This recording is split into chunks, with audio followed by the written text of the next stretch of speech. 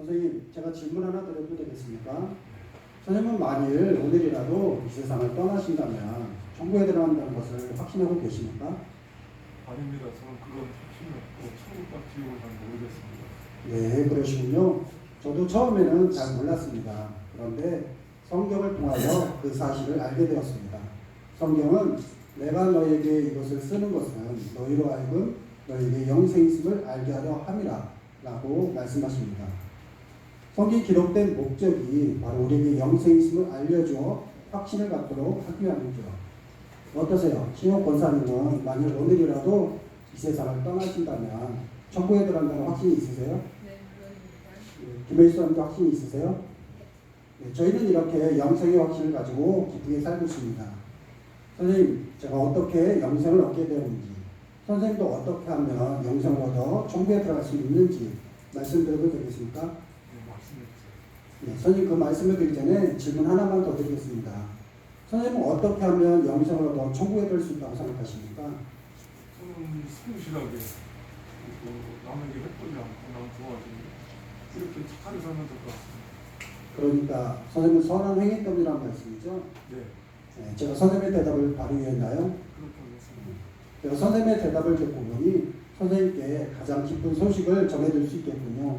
그 기쁜 소식은 영생은 값없이 주시는 하나님의 선물입니다.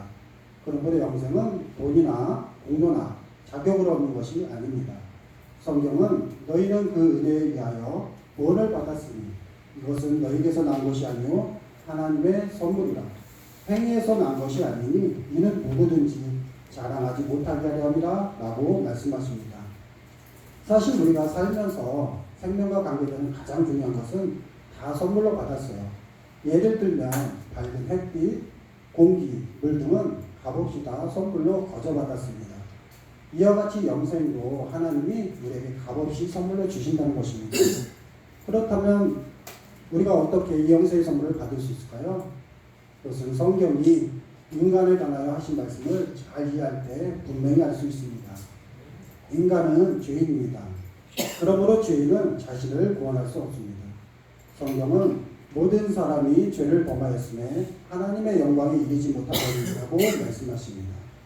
성경에서는 죄를 이렇게 정의하고 있습니다. 첫째, 강도나 살인, 도적질이나 간음처럼 하지 말아야 할 것을 하는 것이 죄이고, 둘째, 부모 공경이나 이웃사람처럼 해야 하는 것을 하지 않는 것도 역시 죄이며, 셋째, 교만, 정욕, 미움, 탐심, 시기, 질투, 거짓말처럼 나쁜 마음이나 나쁜 생각을 하는 것도 죄입니다. 그러나 무엇보다도 하나님도 믿지 않는 것이 가장 큰 죄입니다.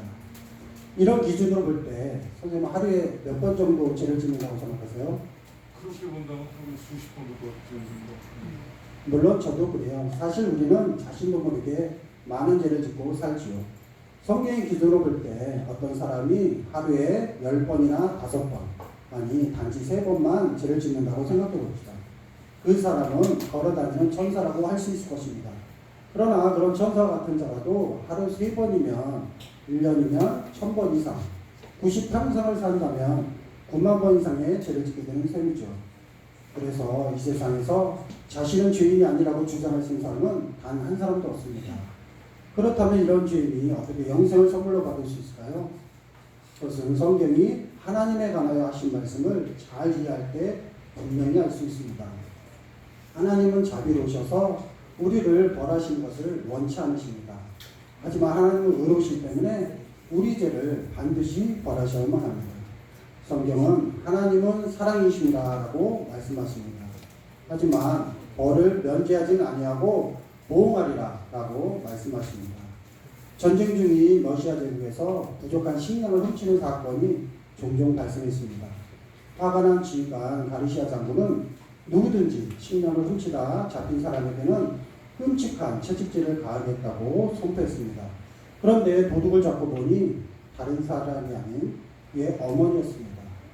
장군은 원칙대로 사랑하는 어머니에게 채찍을 가하자니 늙으신 어머님이 돌아가실 것 같고, 원칙을 무시하고 그냥 넘어가자니 부하들에게 무리가 서지 않을 것 같았습니다. 결국 지휘관이 만든 원칙에 따라 처벌하는 그날 그는 어머니 앞에서 겉옷을 벗었습니다. 그리고 부하들에게 명했습니다. 어머니 대신 나에게 채찍을 가하라. 그는 어머니 대신 채찍에 맞음으로써 어머니를 향한 사랑을 실천했을 뿐만 아니라 동시에 죄인을 처벌하는 공의도 실천하게 된 것입니다. 이처럼 자비로우시고 의로우신 하나님은 우리의 죄 문제를 예수 그리스도 안에서 단번에 해결하셨습니다. 예수 그리스도는 참 하나님이신 동시에 참 인간이십니다. 예수 그리스도는 우리에게 영생을 선물로 주시게 하여 십자가에서 죽으심으로 우리의 죄값을 대신 치르시고 부활하셨습니다. 이 책이 제가 태어나서 지금까지 지은 모든 죄와 모든 생각, 모든 말, 모든 행위가 낱낱이 기록되어 있는 책이라고 생각해 봅시다. 성경은 어느 날 이 책이 하나님 앞에 펼쳐지고 제가 행한 대로 심판을 받게 될 것이라고 말씀하십니다. 그런데 바로 이 책에 기록된 저의 죄가 문제입니다. 하나님은 저를 사랑하시기 때문에 저를 멸하실 수도 없고 또한 하나님은 의로우시기 때문에 저의 죄는 반드시 벌하셔야만 합니다.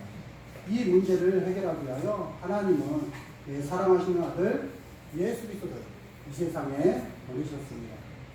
성경은 우리는 다 양 같아서 그릇 행하여 각기 제 길로 갔거늘 여호와께서는 우리의 모든 죄악을 그에게 예수 그리스도에게 감당시키셨다라고 말씀하십니다. 하나님이 미워하시는 저의 모든 죄가 그의 사랑하신 아들 예수 그리스도로 옮겨졌습니다. 예수 그리스도는 그 자신의 몸으로 우리의 모든 죄값을 치르시게 하여 친히 십자가에 달려 돌아가셨습니다. 십자가 위에서 우리의 죄값이 다 치러졌을 때 예수 그리스도께서는 다 이루었다라고 말씀하셨습니다. 범죄한 우리의 모든 죄값을 예수 그리스도께서 대신 갚아주신 것입니다. 예수 그리스도는 우리의 모든 죄값을 치르신 후 사흘 만에 부활하셔서 우리에게 영생을 선물로 주시게 하여 승천하셨습니다. 지금 예수님은 영생을 선물로 주시고자 하십니다. 그렇다면 우리가 이 영생의 선물을 어떻게 받을 수 있을까요? 이 영생의 선물은 오직 예수 그리스도를 믿음으로 받습니다. 그러나 중요한 사실은 단순한 지식적 동의와 일시적 현세적 믿음은 구원받는 믿음이 아닙니다.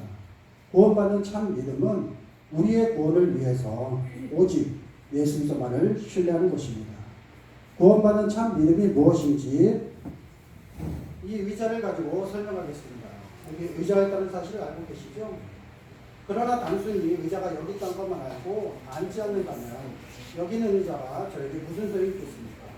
송구한 말씀이지만 이 의자를 예수님이라고 가정해 봅시다. 의자가 편하게 해줄 것을 알면서도 의자 앞에 서 있기만 하듯이 예수 그리스도가 구원자라는 사실을 머리로만 알고 예수 그리스도를 신뢰하지 않는다면 그 믿음은 단순히 지식적인 동의에 불과하므로 우리 자신을 구원하는 믿음이 아닙니다. 또한 예수 그리스도를 건강 문제,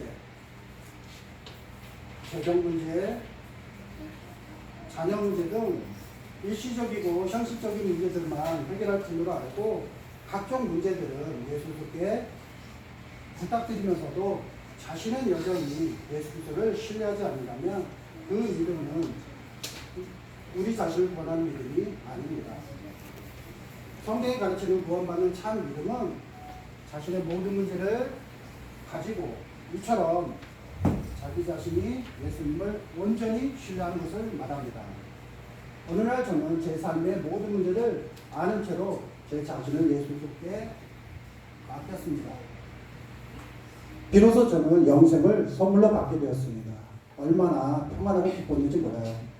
선생님, 앞에서 선생님은 영생을 얻어 천국에 들어간 이유가 선한 행위라고 하셨죠? 그렇다면 선생님은 영생을 얻어 천국에 들어가려고 결국 누구를 신뢰하고 계셨던 것일까요? 그리고 우리 제 자신이었네요. 선생님께서 영생을 선물로 얻고 천국에 들어가려면 신뢰의 대상을 자신의 선한 행위로부터 오직 예수 그리스도로 옮기셔야만 합니다.